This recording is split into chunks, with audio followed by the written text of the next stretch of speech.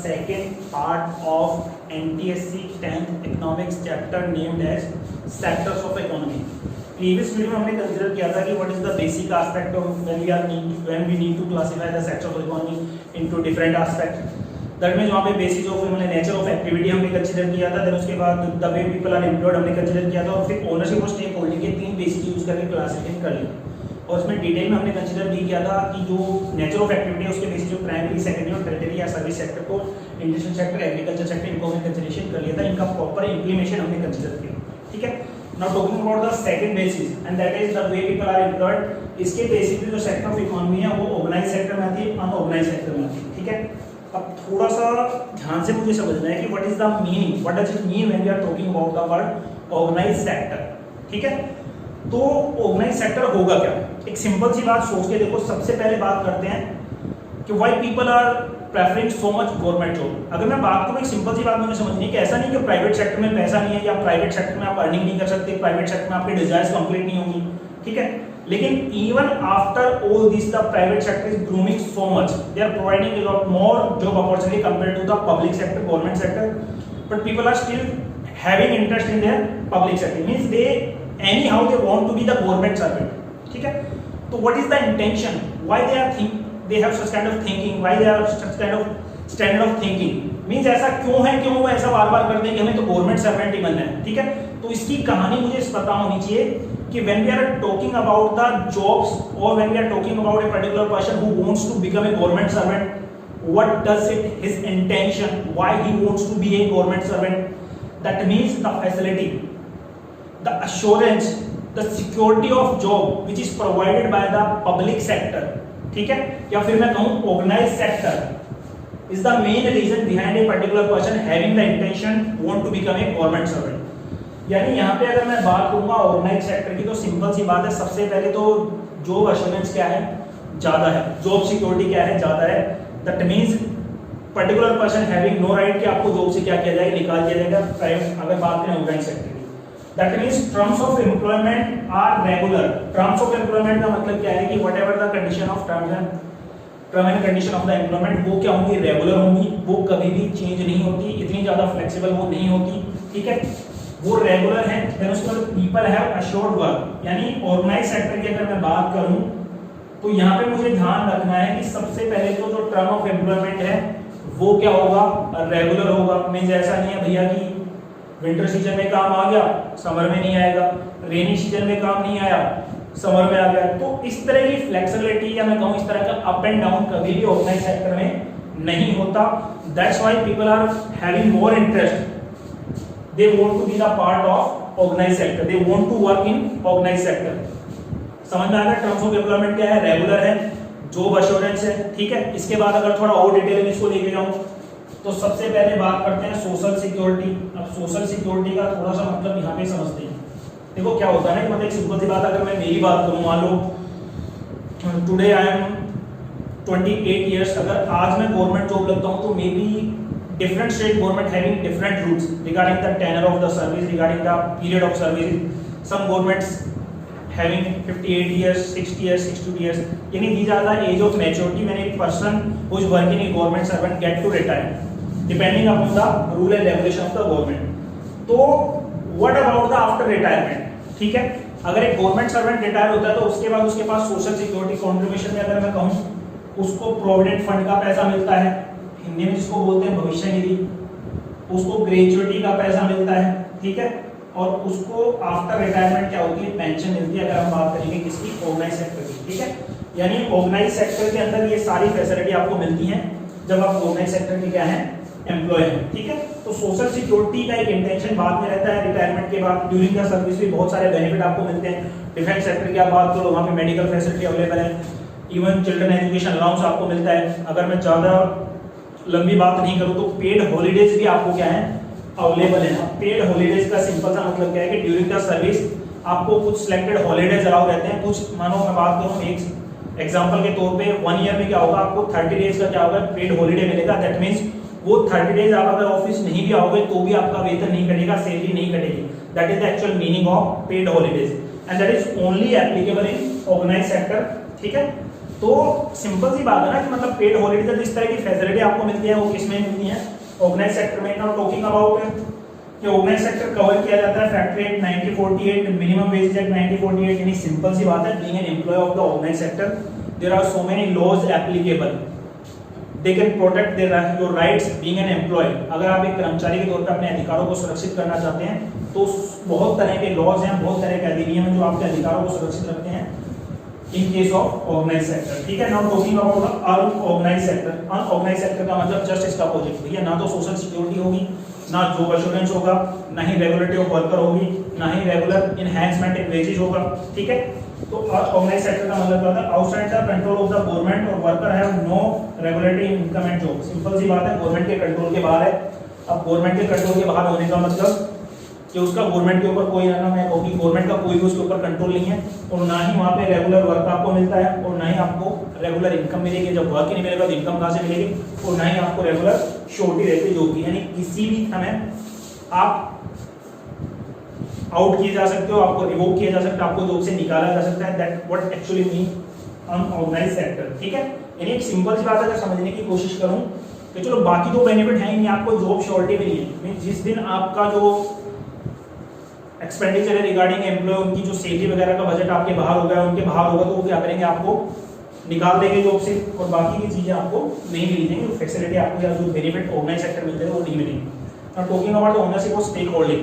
अब stake holding, public sector, private sector, simple सी बात है, industry that are owned by the state और गवर्नमेंट और देयर एजेंसी, यानी वो इंडस्ट्रीज आती हैं किसमें, पब्लिक सेक्टर में, जिनको या तो स्टेट्स कंट्रोल करते हैं, जो गवर्नमेंट कंट्रोल करती है, या फिर गवर्नमेंट की एजेंसी या गवर्नमेंट के एजेंट्स क्या करते हैं, कंट्रोल करते हैं। ठीक है, वो किस में आते हैं, पब्लिक सेक्टर में। यहाँ पे इसके एग्जांपल के तौर पे हम किसको समझ सकते हैं, रेलवेज। ठीक है, तो रेलवेज क्या है, एक पब्लिक सेक्टर की एजेंसी है।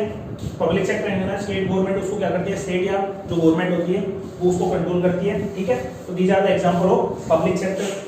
Now talking about the private sector, industries that are owned by the individual or firms that are owned by the individual, यानी यहाँ भी हम कह सकते हैं पब्लिक सेक्टर के बाहर अगर कोई इंडस्ट्री है जिसके ऊपर पब्लिक सेक्टर का कंट्रोल नहीं है, वो क्या होगी, प्राइवेट सेक्टर। ठीक है, यानी वो इंडस्ट्री यहाँ पे आएंगी जो कि इंडिविजुअली किसी व्यक्ति के द्वारा, किसी फर्म के द्वारा क्या की जाती है, ओन की जाती है, या मैं कहूँ कि जिनकी स्टेट होल्डिंग स्टेट गवर्नमेंट या उनकी एजेंसी के पास ना होकर इंडिविजुअल्स के पास होती है, वो कहलाता है क्या, प्राइवेट सेक्टर, यानी उसको हम क्या कहते हैं, निजी sector. Suppose there are so many students who is getting education in private school, तो that is the example of private sector, और दो student who is getting education in government school, the government school is an example of public sector. Clear है चीज। Now talking about the other aspect, अगर मैं बात करूं एक word जो मुझे ध्यान रखना है, अनएम्प्लॉयमेंट। अब अनएम्प्लॉयमेंट का मतलब क्या है, ठीक है, तो अनएम्प्लॉयमेंट को कैसे डिफाइन करूंगा, दो चीजें हैं, तो एक बार इनको आप नोट डाउन कर लीजिए, फिर अपन इसको डिटेल में डिस्कस करते हैं। अब हम बात करते हैं किसकी, अनएम्प्लॉयमेंट की। अनएम्प्लॉयमेंट का मतलब क्या है, सिंपल सी बात है, अगर मुझे अनएम्प्लॉयमेंट को समझना हो तो दो चीजें मुझे ध्यान रखनी है। जब भी वर्ड अनएम्प्लॉयमेंट को डिफाइन करूंगा, दैट मींस मैं बात करूंगा उन लोगों की who are able to work, want to work, but don't get work। पहले इनको एक बार समझ लेते हैं आराम से, फिर अपन इनकी जो various kind of classical unemployment का थोड़ा सा उनको समझ लेंगे। इतना ज़्यादा मेरे इंपॉर्टेंट नहीं है, लेकिन मुझे पता होना चाहिए कि एक्चुअली मीनिंग है। तो अनएम्प्लॉयमेंट का मतलब है, सिंपल सी बात है, यहाँ पे मुझे एक चीज ध्यान रखनी है कि जो लोग हैं वो काम करने में क्या है, सक्षम है, they are able to work. ठीक है, वांट टू वर्क। अब वांट टू वर्क को मुझे समझना है कि जो प्रेजेंट बेसिस रेट है उसके रेफरेंस में। ठीक है, कई बार क्या होता है ना कि मतलब if you are getting 175 rupees per day for 8 hours, you don't want to work. ठीक है, आप ये सोचते हो 175 से ज्यादा मिले, तो इस सिचुएशन में मुझे ध्यान रखना होगा कि जब मैं वांट टू वर्क की बात करता हूँ, that means I am just talking, I am just clarifying that the particular person who want to work is also ready to get work on जो फ्लक्चुएटिंग या मैं कहूँ जो मार्केट रेट में वेजेस रेट जो चल रहा है उसके हिसाब से। want to work का मतलब समझ में आ गया। तो दो चीजें हैं कि able to work, want to work at present wages rate, but they don't get work, उनको काम नहीं मिलता। that is the actual meaning of unemployment। ठीक है, अब बात करते हैं क्लासिफिकेशन अनएम्प्लॉयमेंट की। एक थोड़ा सा मैं इनको बता देता हूँ। सबसे पहले ओपन एम्प्लॉयमेंट की बात करें, ठीक है। ओपन एम्प्लॉयमेंट का मतलब सिंपल सा बात है कि भैया आप एजुकेशन कंप्लीट कर चुके हैं, रेडी टू वर्क है, लेकिन आपको जॉब नहीं मिली, ठीक है। एजुकेशन कंप्लीट करने के बाद जो क्वालिफिकेशन है वो आपने कंप्लीट की है, लेकिन उसके बावजूद आपको जॉब नहीं मिली, that is known as open unemployment, ठीक है। उसके बाद बात करें डिसगाइस्ड अनएम्प्लॉयमेंट की है, डिस्टिंग्विश्ड एम्प्लॉयमेंट की कहूं, इसको छिपी हुई बेरोजगारी के नाम से भी जानता हूं। तो यहाँ एक सिंपल सी चीज मुझे ध्यान रखना है, डिसगाइस्ड एम्प्लॉयमेंट की अगर मैं बात करूं कि जब demand of labour is less than supply of labour. अब डिमांड ऑफ लेबर और less than supply of labour का मतलब क्या हुआ, यानी कि सिंपल सी बात है, फिर से हम इसी चीज को कंसीडर करते हैं कि ये एक पार्ट ऑफ लैंड मेरे पास है, यहाँ पे 5 लेबर मैंने लगा रखी है, ठीक है। यानी जो पार्ट ऑफ लैंड है इस पे मैंने एग्रीकल्चर एक्टिविटी की कितनी लेबर लगा रखी है, 5, एंड दीज 5 लेबर या these 5 unit of labour they are very much capable to make the to get the maximum utilisation of this particular part of land. यानी इस पार्ट ऑफ लैंड का fully utilise करने में वो capable है। तो 5 ही क्या है, यहाँ पे रिक्वायरमेंट किसकी थी, 5 की, लगा भी कितने रखे थे, 5। अब इन 5 को मैं बढ़ा के कितना कर देता हूँ, 8। टोटल कितने कर दिए मैंने, 8। रिक्वायरमेंट कितने की थी, 5 की, लगा कितने दिए, 8। तो यहाँ पे क्या हुआ कि आपकी डिमांड लेस देन सप्लाई है, लेबर की रिक्वायरमेंट 5 की थी, आपने कितने ले लिए, 8। That is the actual meaning of is that unemployment, distinguished unemployment और छिपी हुई बेरोजगारी, जो मेनली हम कंसीडर करते हैं किसमें, एग्रीकल्चर सेक्टर में, ठीक है। एग्रीकल्चर सेक्टर का मतलब फैमिली मेंबर है, एक मतलब हेड ऑफ द फैमिली की बात कर लूं, वो कैपेबल है एग्रीकल्चर एक्टिविटी करने में, लेकिन फिर भी क्योंकि बाकी लोगों के पास काम नहीं था तो वो जाके उसी की क्या करने लगे, हेल्प करने लगे। तो this is the actual meaning of disguised unemployment. Now talking about the seasonal unemployment, जैसा नाम से स्पष्ट है, सीजनल अनएम्प्लॉयमेंट का मतलब क्या हो, सीजनल अनएम्प्लॉयमेंट का सिंपल सा मीनिंग है, कई बार क्या होता है ना कि मतलब सीजनल वर्क होते हैं, सीजनल वर्कर होते हैं जिनको हम मेनली कैजुअल वर्कर के तौर पे भी कंसीडर करते हैं। जैसे हम बात करें, अगर मैं किसी पर्टिकुलर स्टेट के रेफरेंस में बात करूं तो वहाँ पे जो माइग्रेंट लेबर्स होती है, जिनके बारे में बहुत बड़ा डिस्प्यूट अभी भी चला हुआ है, जब हम बात करें जो पॉलिटिकल सर्कमस्टांसेस हैं इंडिया के, तो माइग्रेंट्स लेबर के बारे में बहुत सारी बातें होती हैं। तो माइग्रेंट्स लेबर में बहुत सारे ऐसे होते हैं जो क्रॉप्स का सीजन होता है, एग्रीकल्चर सीजन होता है, उसमें क्या करते हैं, फसलों की कटाई करने के लिए यहाँ पे आते हैं। तो सीजनल एम्प्लॉयमेंट का मतलब क्या हुआ कि जो अकॉर्डिंग टू सीजन क्या होता है, उनको काम मिलता है, और जब उनका सीजन खत्म हो जाता है तो वो क्या होते हैं, अनएम्प्लॉयड हो जाते हैं, उनको काम नहीं मिलता। बात करें वॉलंटरी अनएम्प्लॉयमेंट की, तो वॉलंटरी अनएम्प्लॉयमेंट का मतलब क्या है, यहाँ पे एक सिंपल सी बात है, वॉलंटरी अनएम्प्लॉयमेंट का मतलब क्या है कि यहाँ पे 2 चीजें मुझे रखनी है, people who are able to work, ठीक है। पहली चीज क्या होगी वॉलंटरी अनएम्प्लॉयमेंट में, इसको एक बार हटा देता हूं मैं, तो पहली चीज क्या होगी, people who are able to work, ठीक है, they are getting work, means पहली बात क्या होगी, लोग क्या हैं, काम करने में सक्षम है, उनको काम मिल भी रहा है, लेकिन वो काम नहीं करना चाहते, यानी कैपेबल टू वर्क है, work is also available but they don't want to work. Simple सा मीनिंग है, कैपेबल टू वर्क हो गया, वर्क मिल भी रहा है, लेकिन वो काम करने के लिए तैयार नहीं है, वो काम नहीं करना चाहते। रीजन जो भी हो मुझे फर्क नहीं पड़ता, लेकिन मुझे सिर्फ याद रखना है कि कैपेबल टू वर्क है, वर्क अवेलेबल भी है, लेकिन काम नहीं करना चाहते। That is the meaning of voluntary unemployment, ऐच्छिक बेरोजगारी। इन वॉलंटरी अनएम्प्लॉयमेंट का मतलब फिर वही बात आती है, डेफिनेशन कि कैपेबल टू वर्क है, ठीक है, काम करना भी चाहते हैं लेकिन काम मिल भी नहीं रहा। तो मेनली हम इनवॉलंटरी अनएम्प्लॉयमेंट को किसके रेफरेंस में कंसीडर करते हैं, अनएम्प्लॉयमेंट की जो एक्चुअल डेफिनेशन उसके रेफरेंस में। और फिर आता है स्ट्रक्चरल अनएम्प्लॉयमेंट। स्ट्रक्चरल अनएम्प्लॉयमेंट का सिंपल सा मीनिंग है, देखो क्या होता है ना कि मतलब जब कोई फैक्ट्री या इंडस्ट्री बंद होती है, ठीक है, फैक्ट्री या इंडस्ट्री बंद होती है, तो उसके केस में जो अनएम्प्लॉयड होते हैं वो कहलाता है किसमें, स्ट्रक्चरल अनएम्प्लॉयमेंट में। या कई बार क्या होता है ना, इसकी डेफिनेशन को अलग एस्पेक्ट में कंसीडर किया जा सकता है। मान लो कोई इंडस्ट्री बंद होगी, ठीक है, अब इंडस्ट्री बंद होगी तो क्या होगा, उसके अंदर जो वर्कर काम करते थे वो क्या होंगे, बेरोजगार हो जाएंगे। तो that is the actual meaning of structural unemployment. या फिर थोड़ा सा मैं ये समझ सकता हूँ कि भैया मैं क्या कर रहा था, एक ही काम करने में मैंने अपने आप को टाइम के अकॉर्डिंग नहीं बदला, तो मैं क्या होऊंगा, फिर उस रेस से क्या होऊंगा, बाहर हो जाऊंगा।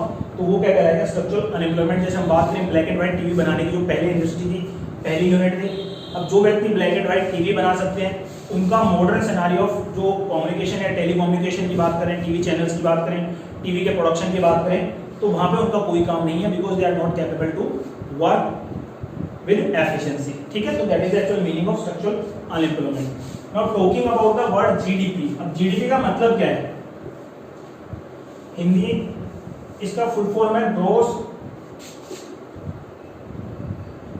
Domestic production. अब डोमेस्टिक प्रोडक्शन का मतलब सबसे पहले वो प्रोडक्शन जो डोमेस्टिक टेरिटरी के अंदर है। डोमेस्टिक टेरिटरी का सिंपल सा मीनिंग है भैया कि जो मेरी ज्योग्राफिकल बाउंड्री है, जो मेरी भौगोलिक बाउंड्री, ज्योग्राफिकल बाउंड्री है, ठीक है, जिसको मेरी जो गवर्नमेंट है कंट्रोल करती है, वो कहलाएगी डोमेस्टिक टेरिटरी। ठीक है, तो डोमेस्टिक टेरिटरी का मतलब क्या हुआ कि जो मेरी ज्योग्राफिकल बाउंड्री है, जिसको एक स्टेट या गवर्नमेंट क्या करती है, कंट्रोल करती है, जो उसके अंडर में आती है, वो लिमिट ही क्या कहलाएगी, डोमेस्टिक टेरिटरी। तो ग्रॉस डोमेस्टिक प्रोडक्ट का मतलब क्या हुआ, यहाँ पे जो 3 सेक्टर मेरे पास है, प्राइमरी सेक्टर, सेकेंडरी सेक्टर और जो थर्ड है वो टेरिटरी सेक्टर। ठीक है, यानी मैं बात करूं एग्रीकल्चर सेक्टर, इंडस्ट्रियल सेक्टर और सर्विस सेक्टर की, प्राइमरी, सेकेंडरी और टेरिटरी सेक्टर, ये तीनों सेक्टर मिला के किसी एक अकाउंटिंग ईयर में, एक फाइनेंशियल ईयर में या एक राजकोषीय वर्ष में, फिजिकल ईयर में, primary sector, secondary sector, territory sector किसी एक साल में कुल मिला के जितनी गुड्स और सर्विसेज का क्या करते हैं, मैन्युफैक्चरिंग करते हैं, ठीक है, जितनी गुड्स और सर्विसेज को क्या करते हैं, प्रोडक्शन करते हैं, उनका फाइनल वैल्यू, यानी जो फाइनल वैल्यू है उसके बेसिस पे मुझे कैलकुलेशन करना है, यानी total manufacture of goods and services by the primary sector, secondary sector, territory sector during an accounting year known as GDP. यानी तीनों सेक्टर्स को मिला के, ये तीनों सेक्टर मिला के जो गुड्स एंड सर्विसेज को क्या करेंगे, मैन्युफैक्चर करेंगे एक साल में, वो क्या कहलाएगा, ग्रॉस डोमेस्टिक प्रोडक्ट। ठीक है, ग्रॉस डोमेस्टिक प्रोडक्ट। उसके बाद बात करते हैं मनरेगा। मनरेगा स्टैंड फॉर, अच्छा एक चीज मुझे याद रखनी है कि मान लो मैं प्राइवेट यहाँ पे बात करता हूँ प्राइमरी सेक्टर की, तो 1973 से लेकर मैं 2003 तक अगर बात करता हूँ, तो यहाँ पे प्राइमरी सेक्टर का कंट्रीब्यूशन अगर बात करूँ एम्प्लॉयमेंट में, तो वर्किंग पॉपुलेशन का लगभग 64% किसमें इंगेज है, एग्रीकल्चर एक्टिविटी में। लेकिन इनका जो कंट्रीब्यूशन है जीडीपी में, वो क्या है, 1/4। ठीक है, यानी मुझे याद रखना है कि जब भी बात करूंगा वर्किंग पॉपुलेशन, जो बात कर रहा हूं मैं एम्प्लॉयमेंट की, तो एग्रीकल्चर सेक्टर ने क्या किया, 60% वर्किंग पॉपुलेशन को अपने आप के अंदर क्या कर रखा है, इंगेज रखा है। या 64% पॉपुलेशन, वर्किंग पॉपुलेशन किसमें इंगेज है, एग्रीकल्चर एक्टिविटी में। ठीक है, लेकिन उनका जो कंट्रीब्यूशन है जीडीपी में किसका, प्राइमरी सेक्टर का, एग्रीकल्चर सेक्टर का, वो केवल कितना है, 1/4 यानी 25%। ठीक है, उसके बाद बात करते हैं मनरेगा की। अब मनरेगा का मतलब एक सिंपल सी बात है, थोड़ा सा मुझे ध्यान रखना है कि MNREGA stand for Mahatma Gandhi national rural employment guarantee act. Mahatma Gandhi national rural employment guarantee act, ये 2005 से इफेक्टिव है। पहले इसका नाम होता था केवल नरेगा, ये जो क्या था कि national rural employment guarantee act, पहले इसका नाम होता था नरेगा। उसके बाद इसको मैं कहूंगा कि मतलब डेडिकेटेड कर दिया गया, जिसके ऊपर जो राष्ट्रपिता जिसको बोलते हैं महात्मा गांधी, उनके नाम पे इसका नाम रखा गया Mahatma Gandhi national rural employment guarantee act. अब इसके अंतर्गत सिर्फ सिंपल सी बात है कि जो 100 डेज यानी 100 डेज ऑफ एम्प्लॉयमेंट गारंटी, यानी सिंपल सी बात है कि आपको इस एक्ट के तहत, Mahatma Gandhi national rural employment guarantee act के तहत हर व्यक्ति को कम से कम 100 दिन का रोजगार क्या होता है, दिया जाता है। 100 दिन के रोजगार की गारंटी दी जाती है। ठीक है, तो वो क्या होता है, मनरेगा कहलाता है। समझ में आ गए, यानी guarantee of 100 days work of every people which is provided by the Mahatma Gandhi national rural employment guarantee act, also known as MNREGA. ठीक है, अब थोड़ा सा एक चीज मुझे याद रखनी है कि जब भी हम जीडीपी की बात करते हैं, तो इसके संबंधी जो कैलकुलेशन वगैरह होती है वो की जाती है एनएसओ, यानी यहाँ कह सकता हूं मैं, national sample survey organisation. Mainly अगर मैं बात करूं तो जीडीपी के कैलकुलेशन का तो थोड़ा बहुत अगर कंट्रीब्यूशन ही करता है तो समझ में आता है, लेकिन यहाँ पे जो नेशनल सैंपल सर्वे ऑर्गेनाइजेशन है, उसका मेन काम क्या है कि जो डाटा है जीडीपी के अदर एस्पेक्ट के रिगार्डिंग, वेरियस एस्पेक्ट के रिगार्डिंग, उनको कलेक्ट करके, उनको एनालाइज करके, उनके बेसिस पे कंक्लूजन निकाल के जो गवर्नमेंट है, जो प्लानिंग कमीशन है, जो नीति आयोग है, उसको मार्गदर्शन प्रोवाइड करना, उसको वैल्यूएबल गाइडलाइंस प्रोवाइड करना, ये मेन काम है किसका, नेशनल सैंपल सर्वे ऑर्गेनाइजेशन। ठीक है, तो that's what we have in second chapter of NTS economics, sector of economy. Next chapter से हम स्टार्ट करेंगे, नेक्स्ट वीडियो स्टार्ट करेंगे money and credit, which is third chapter of NTS economics 10th class. Till then thank you so much.